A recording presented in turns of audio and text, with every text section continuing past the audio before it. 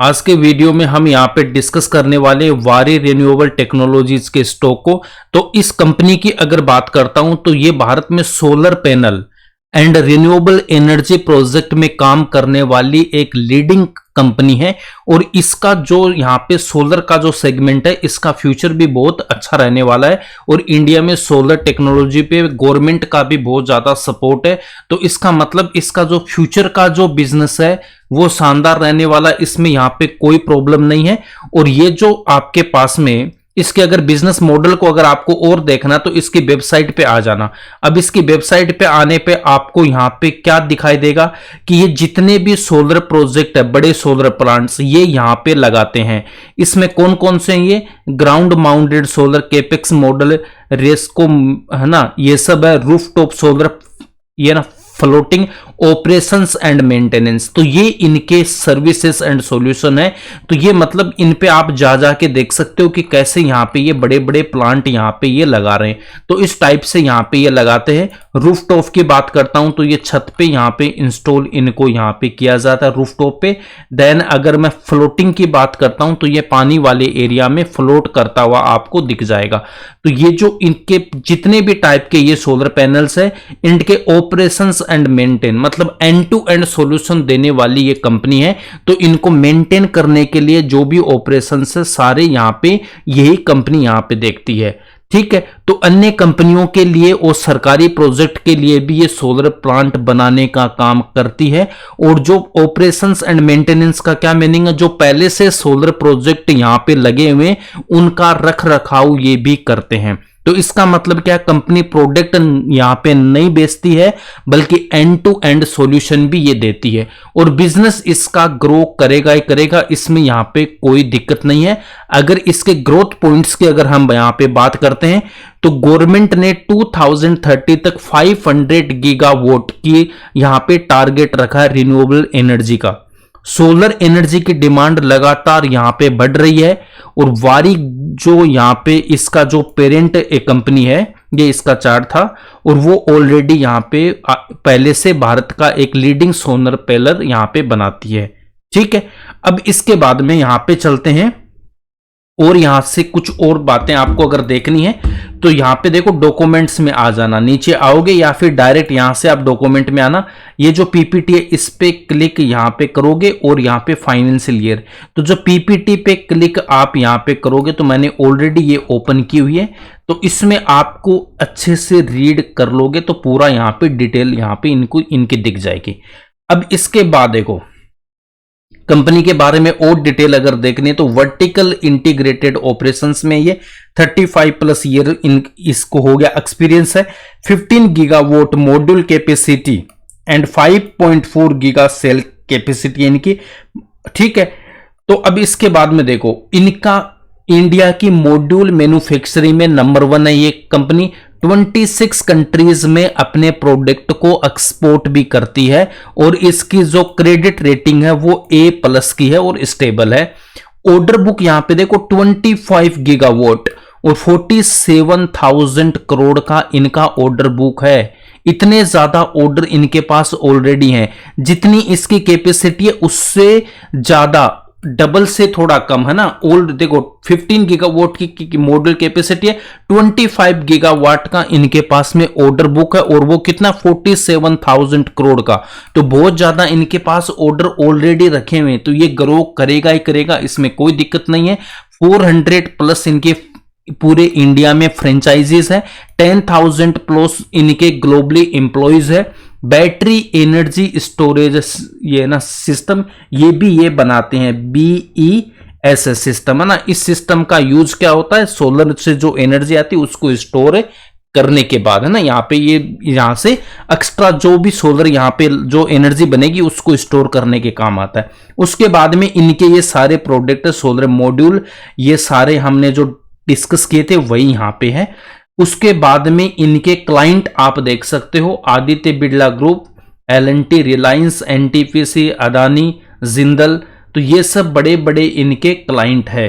ठीक है, उसके बाद में और डिटेल आपको देखना तो इसको रीड कर सकते हो जाके। अब इसके मैं पहले फंडामेंटल्स को देख लेता हूं, चार्ट पे हम बाद में आएंगे। उसके बाद आप यहां पे आ जाओ। इसने हाई लगाया था लास्ट ईयर की बात करता हूं, अभी ये रिसेंटली यहां पे स्टॉक मार्केट में आई थी। ये ऑल टाइम का इसका चार्ट देखते हैं तो ये लिस्ट हुआ था, इसका आईपीओ आया था अप्रैल 25 में, इसी ईयर में अप्रैल में इसका आईपीओ आया था। वहां से ये स्टॉक थोड़ा सा ऊपर जाता है, कितना परसेंटेज का गेन देता है, ऑलमोस्ट 34 या 38% का गेन देता है। देन स्टॉक हमारा क्या करता है, टूट के कितना आता है, 23% डाउन आ जाता है। और वहां से एक इसमें हल्की सी रैली आती है 19%, फिर हल्का डाउन आता है, फिर ऊपर जाता है और एक अच्छा खासा कंसोलिडेंट फेज में ये रहता है। यहां पे इसने कुछ भी रिटर्न नहीं दिए। अगर मैं इस हाई की बात करता हूं, ये जो स्टार्टिंग में इसका हाई बना था वो दोबारा हाई यहां पे बनता है इसके बाद का जुलाई में। जो यहां पे इसका प्राइस अप्रैल में आया था आईपीओ के बाद, वो कहां पे आता है, जुलाई में वापस सेम प्राइस पे आता है। तो इतने टाइम के लिए ये कंसोलिडेट हो गया था। देन उसके बाद में जब ये स्टॉक यहां से चलना स्टार्ट करता है तो यहां से देखो अचानक यहां पे इसका लो था, वहां से कितना परसेंटेज का ये गेन देता है, 34% का गेन देता है। देन अगेन उसके बाद में ये स्टॉक एक डाउन ट्रेंड में आता है, 22% डाउन है और यहां पे एक रिवर्सल हो गया इसका ना, जो बॉटम बनना था वो बन चुका है और यहां से स्टॉक वापस ऊपर की तरफ अब ये जाने लगा है। अब इस स्टॉक में करना है क्या, देखो इस स्टॉक के चार्ट को तो हम बाद में देखेंगे, क्या ये मल्टी बैगर स्टॉक बनेगा या नहीं बनेगा, इसमें क्या करना, वो सारी इंफॉर्मेशन आपको मिलेगी। वीडियो को लास्ट तक जरूर आपको देखना। पहले इसके फंडामेंटल्स देख लेते हैं। कंपनी यहां पे डिविडेंड भी देती है, डिविडेंड की हिस्ट्री देखनी होगी तो आप एनएससी पे आके यहां पे हम देख सकते हैं, ठीक है। आरओसी एंड आरओई कितने शानदार है इसके। Then debt to equity 0.06, almost यहां पे डेट फ्री कंपनी है और कोई भी यहां पे प्लेस्ड यहां पे परसेंटेज नहीं है कि इन पे कि प्रमोटर ने लोन ले रखा है। अब इसके बाद में यहां पे आप देख सकते हो कंपनी ऑलमोस्ट डेट फ्री है। Company is expected good to give good quarter, तो अच्छे क्वार्टरली रिजल्ट आ रहे हैं क्या, देख लेते हैं। यहां पे हम देखेंगे, देखो जून 25 को जून 24 से कंपेयर करूंगा, 273 करोड़ के अगेंस्ट में 603, 603 करोड़ का सेल्स होता है। और जो यहां पे ऑपरेटिंग प्रॉफिट है वो 75 के अगेंस्ट में 118 हो रहा है। तो यहां पे प्रॉफिट नहीं, कितना 70 नहीं 41 था, सॉरी यहां पे ना 41, तो 41 के अगेंस्ट में यहां पे कितना था, 236 था। जून 25 को जून 24 से कंपेयर करना, लास्ट ईयर के सेम क्वार्टर से, तो 236 करोड़ जो सेल्स थी वो यहां पे कितना होगी, 603 करोड़, और 41 से 118। तो देखो कितना ज्यादा यहां पे सेल्स में इंप्रूवमेंट आया है एंड यहां पे इनका प्रॉफिट भी जबरदस्त यहां पे इंक्रीज किया है। देन यहां पे जो 17% का मार्जिन था वो 19% हो गया, तो 40 प्रॉफिट बिफोर टैक्स 40 करोड़ था, यहां पे 117 करोड़ आ गया। नेट प्रॉफिट बात करता हूं 28 के अगेंस्ट में 87 करोड़ आ रहा है, ठीक है। तो 118 करोड़ किसी भी क्वार्टर में इसका ऑपरेटिंग प्रॉफिट नहीं आया।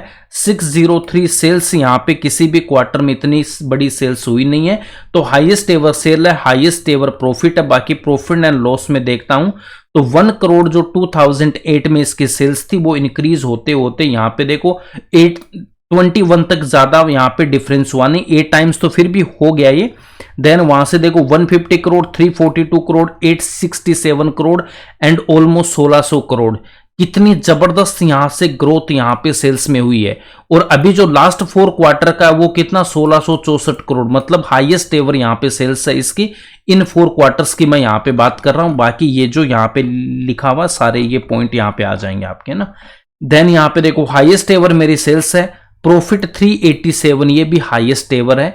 तो नेट प्रॉफिट देखो, जो कंपनी 2 करोड़ 20 फिर 59 149 229 और 288 करोड़ का प्रॉफिट, कितनी शानदार बैलेंस शीट है इसकी और फ्यूचर भी इसका अच्छा रहने वाला है। खुद का जो कैश है वो कितना है, 436 करोड़ है, 27 करोड़ का इन पे लोन है, तो ना के बराबर लोन है। और ये लोन यहाँ पे क्यों ले रखा है, देखो 56 करोड़ यहाँ पे CWIP में। कैपेसिटी जो लास्ट ईयर की कितनी थी 24 में 95, वो कितनी 195 हो गई, 94 से 195 ऑलमोस्ट डबल से ज्यादा हो गई। और 56 करोड़ अभी CWIP में। जब ये कैपेसिटी इंक्रीज होगी तो यहाँ पे क्या सेल्स इंक्रीज यहाँ नहीं होगा? बिल्कुल होगा। तो सेल्स इंक्रीज होगा तो प्रॉफिट भी इंक्रीज होना ही होना है। शेयर होल्डिंग पैटर्न आप देख सकते हो, प्रमोटर्स ऑलमोस्ट यहाँ पे मैक्सिमम अपना हिस्सा ले रखे। कितना होना चाहिए? 75%। तो 74.39 इन्होंने अपना ले रखा है। एफआईज ने यहाँ पे इंटरेस्ट अच्छा खासा दिखाया है, 0.2 से इंक्रीज होते होते 1.31 ले गए। हर बार इन्होंने यहाँ पे अपना स्टेक इंक्रीज किया है हर क्वार्टर में। डीआईज ने भी अपना स्टेक यहाँ पे रखा हुआ है 0.14। पब्लिक के पास है 24.16। अब इसमें से आपके पास में यहाँ पे 2 HNIs थे, एक ने तो एग्जिट ले लिया है और दूसरे अभी 1.06 के साथ है। अगर 1% यहां से हटा देता हूं, चलो डेसिमल वाले से 24% अगर मैं पब्लिक के पास मान लेता हूं तो कितना परसेंटेज रह गया? 76%। किसके पास है? स्ट्रॉन्ग हैंड्स के पास है ना। तो प्रमोटर के पास ऑलमोस्ट जितना होना चाहिए मैक्सिमम उतना है इनके पास में। एफआईज यहाँ पे इंटरेस्ट दिखा रहे हैं, डीआई भी यहाँ पे अपना इंटरेस्ट दिखा रहे हैं। एफआई तो अपनी होल्डिंग इंक्रीज कर रहे हैं। तो एफआई क्या होते हैं? ये इंस्टीट्यूशन इन्वेस्टर्स होते हैं, ये सारी ग्रोथ देख के इन्वेस्ट करते हैं। ये ऐसे नहीं लगा देते किसी भी कंपनी में। तो इन्होंने सारी स्टडी की होगी इंडिया में इसका क्या यहाँ पे कैपेसिटी है, क्या बिजनेस है, कितना ग्रो हो सकता है, ये सारे ये देख लेते हैं, उसके बाद ही ये अपना पैसा लगाते हैं। तो एफआई यहाँ पे इंक्रीज कर रहा है, प्रमोटर भी यहाँ पे मैक्सिमम अपने परसेंटेज के साथ बैठा है। इसका मतलब कंपनी यहाँ पे और बिजनेस इसका शानदार है। तो फंडामेंटल यहाँ पे शानदार है, स्ट्रॉन्ग शेयर होल्डिंग पैटर्न है और ऑलमोस्ट डेट फ्री कंपनी है। Highest ever sales, highest ever profit है। देन उसके बाद में इसके चार्ट पे आते हैं, क्या इसका स्टॉक हाईएस्ट एवर है क्या? बिल्कुल भी अभी नहीं है। अब इसमें ट्रेड कैसे करना, देखो यहां पे हमारे पास में इनको एक बार मैं हटा देता हूं जिससे थोड़ी सी पिक्चर हमारी यहां पे क्लियर हो जाएगी। तो एक तो जब ये स्टॉक आया था तो उसके बाद में कंसोलिडेट होके थोड़ा सा ऊपर गया है, ठीक है। देन यहां पे देखो ये पूरा एक बार हटाता हूं, इसके बाद चार्ट को डिस्कस करेंगे हम। तो इस स्टॉक ने यहाँ पे कंसोलिडेट हुआ था, उसके बाद ये लाइफ टाइम हाई से थोड़ा हमें ज्यादा इसको रखना था। तो यहाँ पे इसका जो लाइफ टाइम हाई एक और बना था वो रहा कितना? यहाँ पे ये बना अभी लास्ट 52 वीक का ये, बट अभी तो ये सारे उसी में आ रहे हैं ना, ठीक है, ओके। यहां पे देखो इधर कितना दिखाई दे रहा है इसमें, यहां पे NSE है ना, इसमें ये 2000 कैसे दिखा रहा है? यहां पे 1045 है ना। चार्ट इसका पूरा नहीं आ रहा है क्या? ऑल टाइम ले रखा है मैंने तो भाई।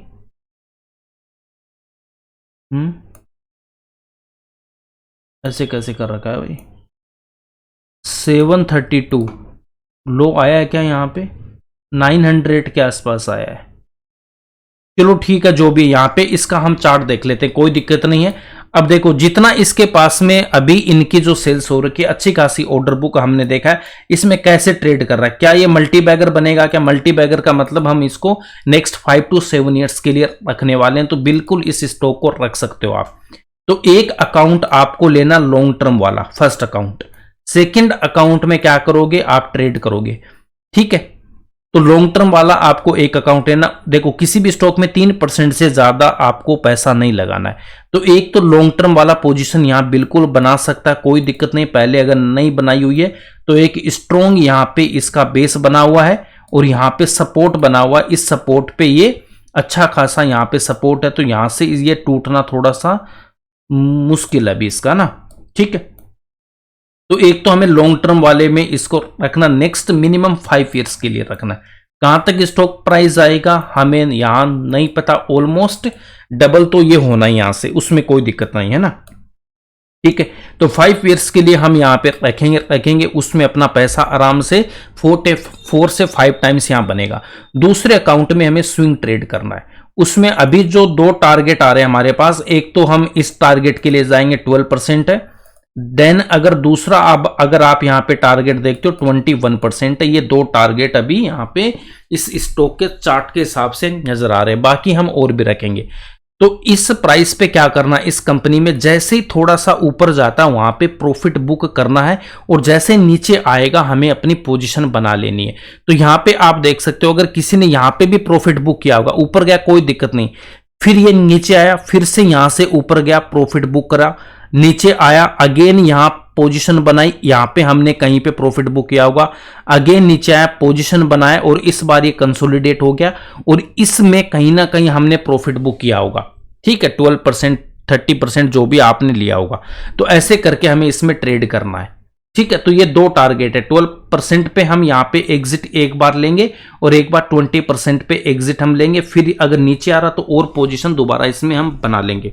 ठीक है, मिनिमम 10% ये नीचे आना चाहिए। अब अगर किसी ने ऑलरेडी कहीं पे परचेज किया हुआ ऊपर किसी भी प्राइस पे, अगर आपके पोर्टफोलियो में जहां पे भी आपने ले रखा है, अगर ये स्टॉक मिनिमम यहां पे ध्यान में रखना, मिनिमम अगर 20% डाउन है, तब आपको क्या करना है, एक अलग अकाउंट में इसमें ट्रेड करना है। सेम अकाउंट में एवरेज नहीं करना है, लॉन्ग टर्म वाला अकाउंट अलग रखना है, एक ट्रेडिंग वाला अकाउंट अलग रखना है। अगर आपने कहीं पे भी 20% से ज्यादा इसमें आपका लॉस दिख रहा है तो वहां पे आपको और एक बाइंग करनी है, बट वो अलग अकाउंट में करनी है। और 3% से ज्यादा नहीं होना चाहिए पूरा पोर्टफोलियो का। आप चाहे ट्रेड कर रहे हो चाहे लॉन्ग टर्म में लगा रहे हो, ये सब मिला के 3% ही होना चाहिए अपने पोर्टफोलियो का। मैक्सिमम 5 to 6% होना चाहिए। और एवरेज कहां पे करना, जब ये 20% डाउन है। 20% से अगर डाउन नहीं है तो एवरेज नहीं करेंगे। अगर यहां पे कोई टॉप पे ले रखा वो एवरेज कर सकता है इसको।